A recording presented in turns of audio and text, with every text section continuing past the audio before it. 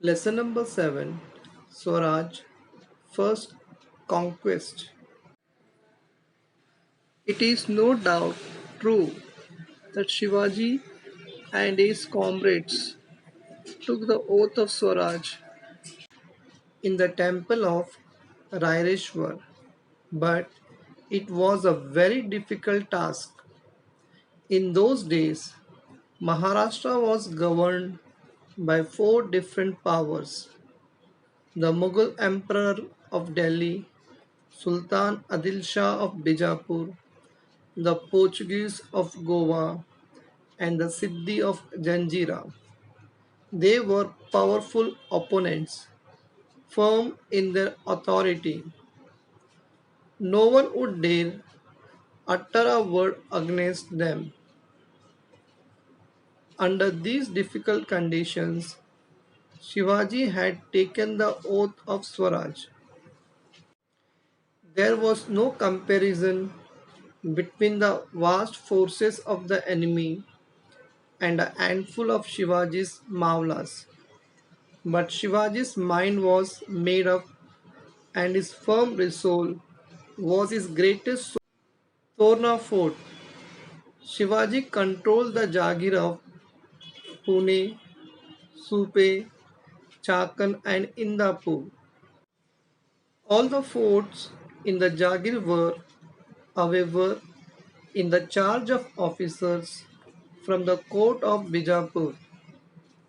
He who controlled the forts also controlled the surrounding territory, and therefore all talk of Swaraj without the control of the forts were meaningless.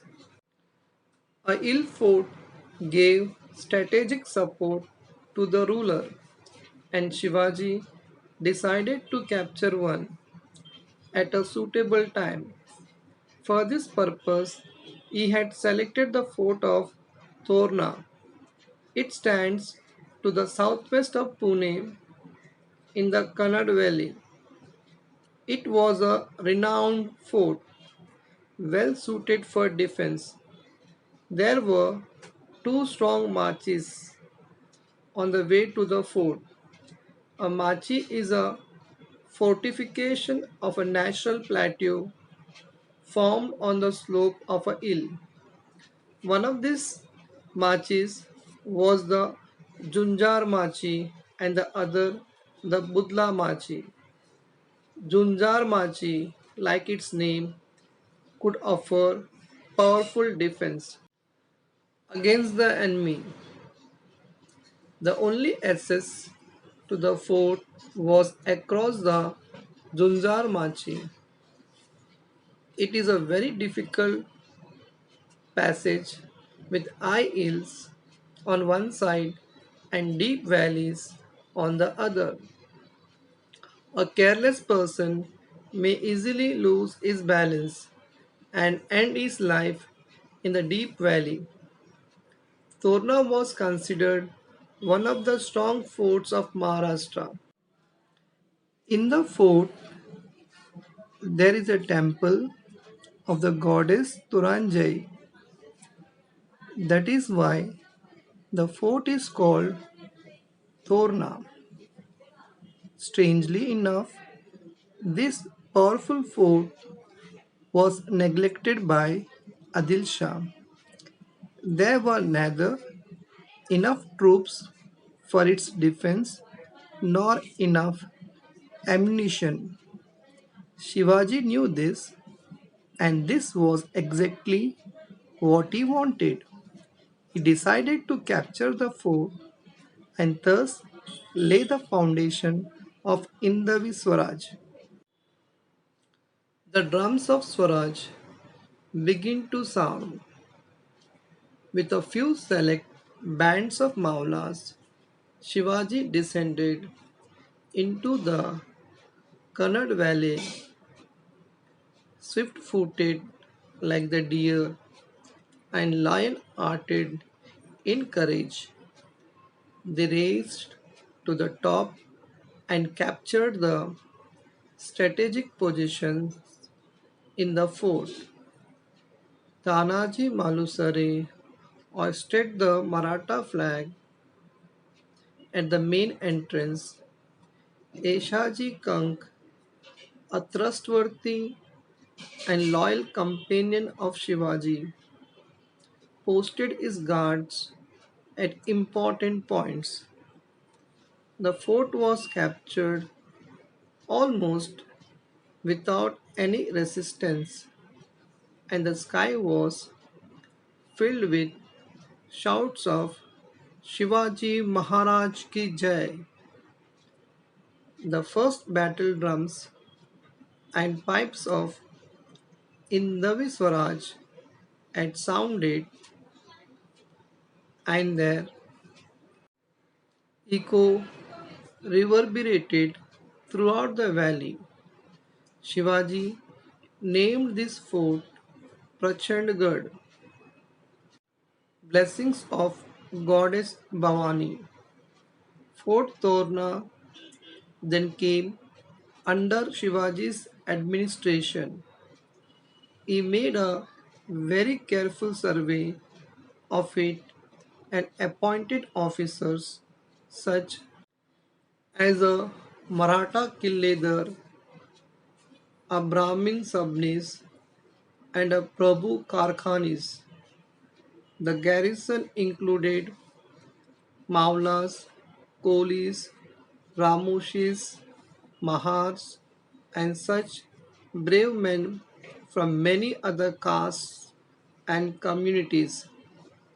In Swaraj, all castes and communities were to be treated alike and no distinctions made on the basis of caste.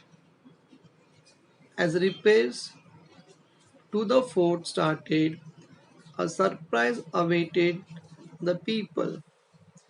They discovered four metal pots filled to the brim with mohurs.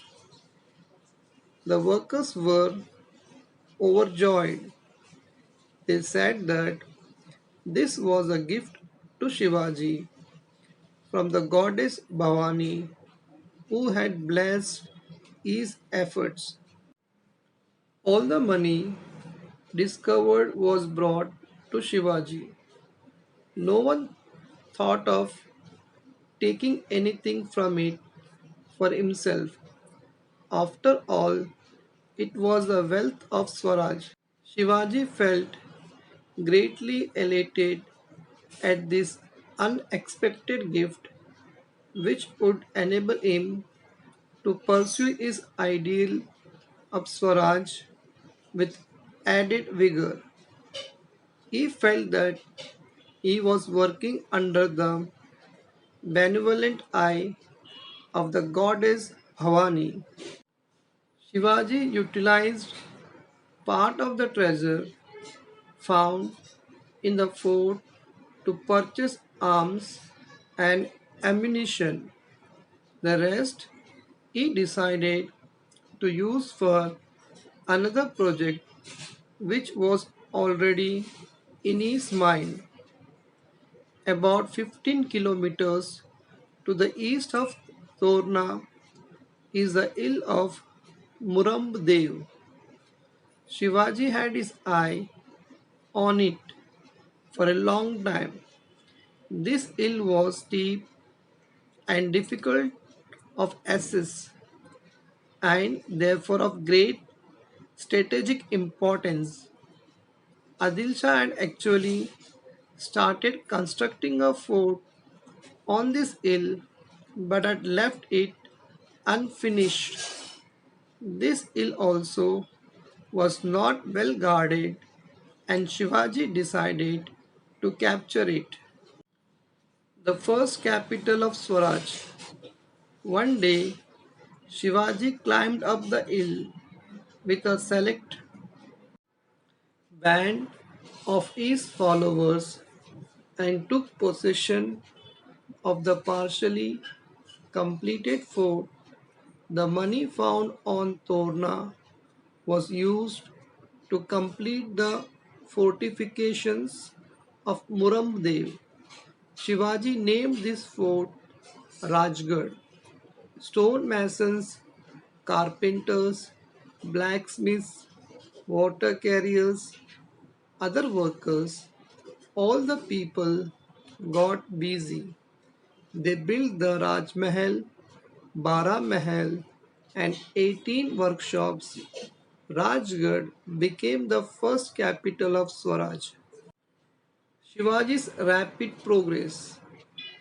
From then onwards, Shivaji moved swiftly and captured one fort after another in Marvel. The old country, known as Bara Marvel, the 12 marvels, were overflowing with joy and excitement. The Patils and Deshmukhs from many villages came and swore allegiance to Shivaji, but Marvel had its own share of black legs who were ever ready to put a spoke in the fast moving wheel of Swaraj. Jealous of Shivaji's success, they complained to the Adil Shahi collector at Shirwal. The collector dispatched messengers to Bijapur and informed Adil Shah of Shivaji's rapid progress. Shivaji, the shrewd politician, Adil Shah was most surprised to get the news. He asked Shahaji Raje for an explanation. Shahaji Raje got himself out of this difficult situation by telling the Sultan that Shivaji Raje had probably taken over the fort for better administration of the Jagir. Shivaji also sent this message to the Sultan: I have taken possession of the fort for better administration of the countryside. We did this only in the interest of the Sultan. There was no evil design at the back of this action. The two forts of Kundana and Purandar too had strategic locations. Shivaji used his political skill and took control of both the forts. The next fort to come under his sway was Rohida. This was fast work indeed, and there was nothing to stop Shivaji now.